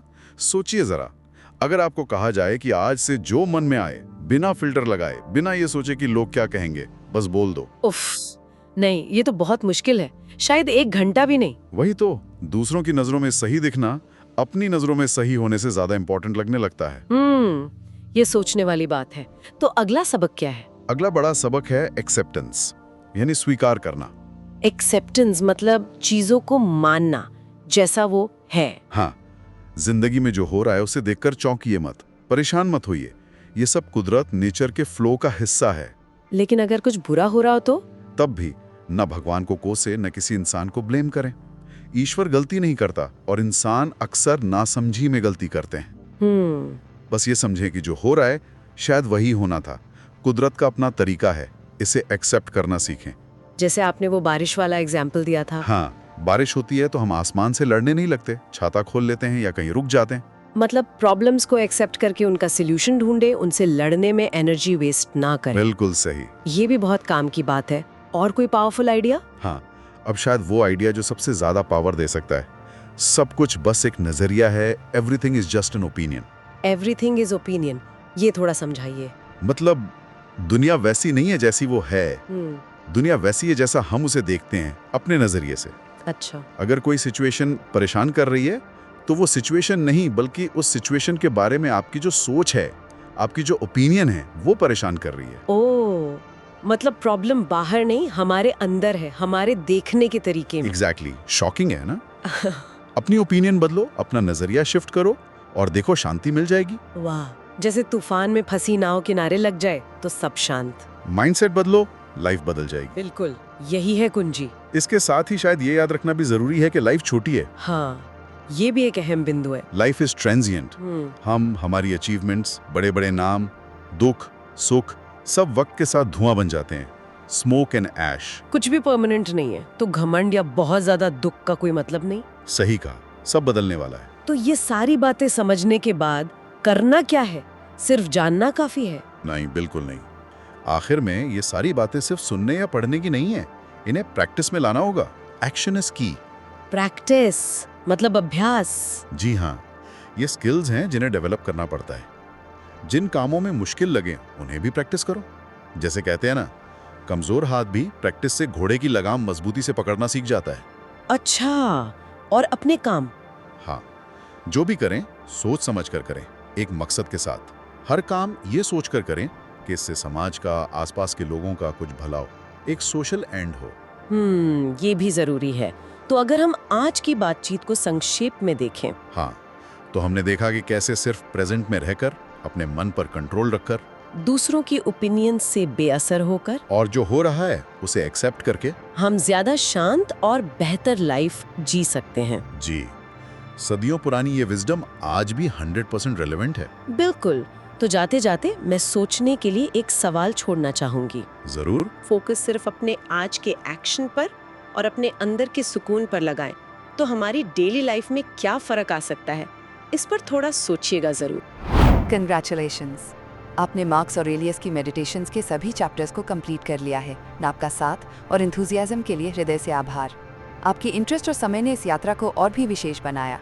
कृपया इसे को लाइक करें, अपने दोस्तों और परिवार के साथ शेयर करें और अपडेट्स के लिए सब्सक्राइब करें, ताकि हम और अधिक इंस्पिरेशनल और एनलाइटनिंग कंटेंट आपके लिए ला सकें।